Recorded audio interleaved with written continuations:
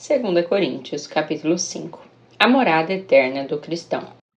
Estamos certos de que se esta nossa temporária habitação terrena em que vivemos for destruída, temos da parte de Deus um edifício, uma casa eterna nos céus, não construída por mãos humanas. Enquanto estivermos morando nessa tenda, gememos, almejando ser revestidos da nossa morada celestial. Porquanto, se de verdade estivermos vestidos, não seremos surpreendidos sem roupa. Porque, enquanto estivermos residindo nesse tabernáculo, murmuramos e somos angustiados, pois não queremos ser despidos, mas sim revestidos da nossa casa celestial, para que aquilo que é mortal seja completamente absorvido pela vida. Ora, foi Deus mesmo quem nos preparou para isso, e concedeu-nos o Espírito como plena garantia do que está por vir. Portanto, andamos sempre confiantes, cientes de que, enquanto presentes nesse corpo, estamos distantes do Senhor, pois vivemos por fé e não pelo que nos é possível ver. Sendo assim, caminhamos em confiança e preferimos estar ausentes desse corpo para estarmos completamente presentes com o Senhor. Por isso, temos a ambição de lhe sermos agradáveis, quer estejamos vivendo nesse corpo, quer o deixemos. Porquanto todos nós deveremos comparecer diante do tribunal de Cristo, a fim de que cada um receba o que merece em retribuição pelas obras praticadas por meio do corpo, quer seja bem, quer seja o mal. Perfeita reconciliação com Deus. Portanto, compreendendo o que significa temer ao Senhor, procuramos persuadir todas as pessoas. O que somos está manifesto diante de Deus e esperamos que, semelhantemente, esteja bem claro em vossas consciências. Não estamos tentando outra vez nos recomendar a vós, mas vos concedemos a oportunidade de vos orgulhardes por nossa causa, de maneira que tenhais resposta para os que se orgulham das aparências e não do que está no coração. Pois se enlouquecemos, é por amor a Deus. Se conservamos o juízo, é porque vos amamos. Porquanto o amor de Cristo nos constrange, porque estamos plenamente convencidos de que um morreu por todos. Logo todos morreram. E ele morreu por todos para que aqueles que vivem já não vivam mais para si mesmos, mas para aquele que por eles morreu e ressuscitou. Assim, de agora em diante, a ninguém mais consideramos do ponto de vista meramente humano. Ainda que outrora tivéssemos considerado a Cristo assim, agora, contudo, já não o conhecemos mais desse modo. Portanto, se alguém está em Cristo, é nova criação. As coisas antigas já passaram, eis que tudo se fez novo. Tudo isso provém de Deus, que nos reconciliou consigo mesmo por intermédio de Cristo e nos outorgou o ministério da reconciliação. Pois Deus estava em Cristo reconciliando consigo mesmo o mundo, não levando em conta as transgressões dos seres humanos, e nos encarregou da mensagem da reconciliação. Portanto, somos embaixadores de Cristo, como se Deus vos encorajasse por nosso intermédio. Assim vos suplicamos, em nome de Cristo, que vos reconcilieis com Deus. Deus fez daquele que não tinha pecado algum a oferta por todos os nossos pecados, a fim de que nele nos tornássemos justiça de Deus. 2 Coríntios, capítulo 6. E nós, como cooperadores de Deus, vos exortamos a não acolher a graça de Deus de forma inútil. Porquanto, diz o Senhor, eu te ouvi no tempo oportuno e te socorri no dia da salvação. Com certeza vos afirmo que esse é o momento propício, agora é o dia da salvação. As marcas do ministério. Não damos motivo de escândalo em atitude alguma, a fim de que nosso ministério não seja achado em falta.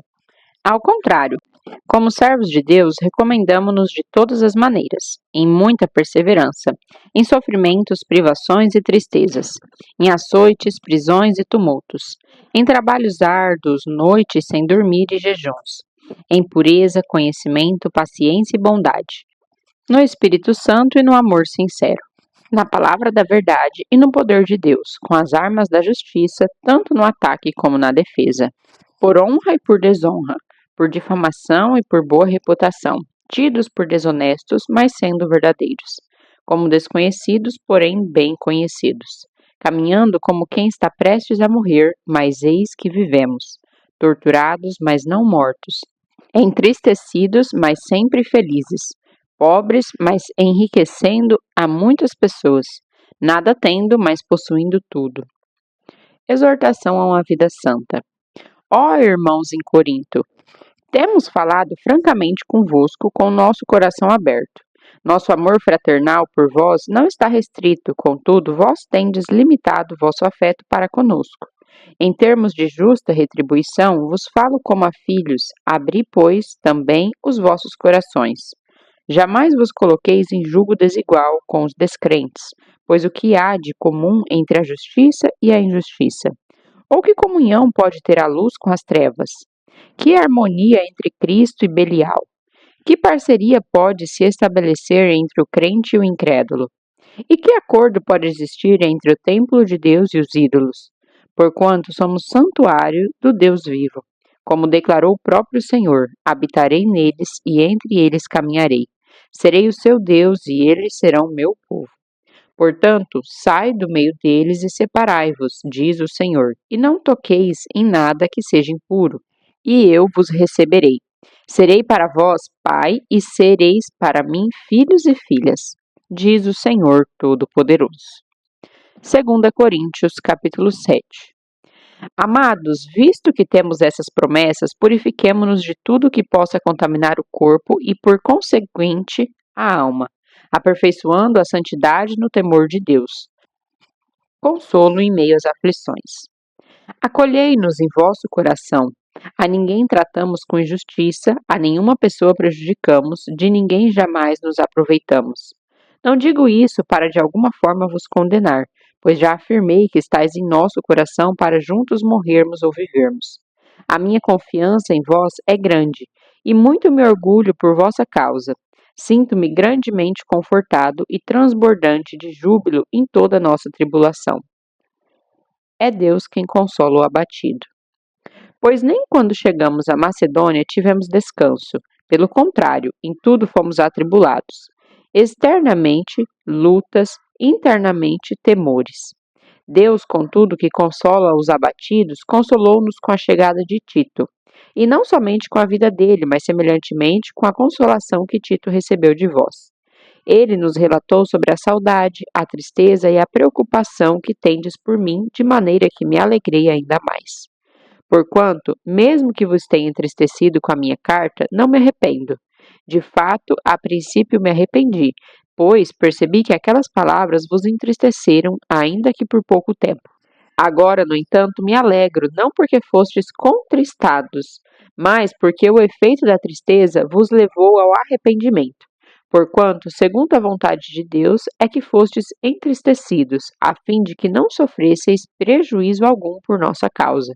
A tristeza, conforme o Senhor, não produz remorso, mas sim uma qualidade de arrependimento que conduz à salvação. Porém, a tristeza do mundo traz a morte.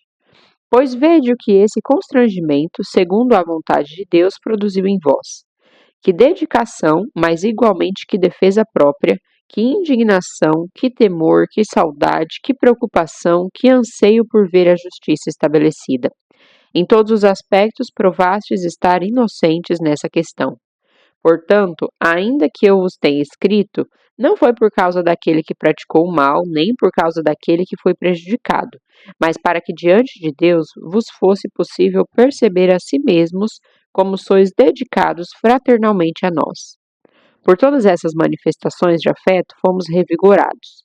Além do ânimo que recebemos, alegramo-nos muito mais ao contemplar a alegria de Tito, porquanto sua alma semelhantemente foi contemplada com o encorajamento que recebeu de todos vós. Pois eu havia declarado a ele que estava orgulhoso de vós, e não fui decepcionado por vós. Mas como tudo que vos afirmamos era verdade, assim também o orgulho que manifestamos a Tito se provou verdadeiro. E o caminho dele para convosco é ainda mais intenso ao recordar da obediência de todos vós e de como recebestes com temor e tremor. Alegro-me por poder depositar plena confiança em vós.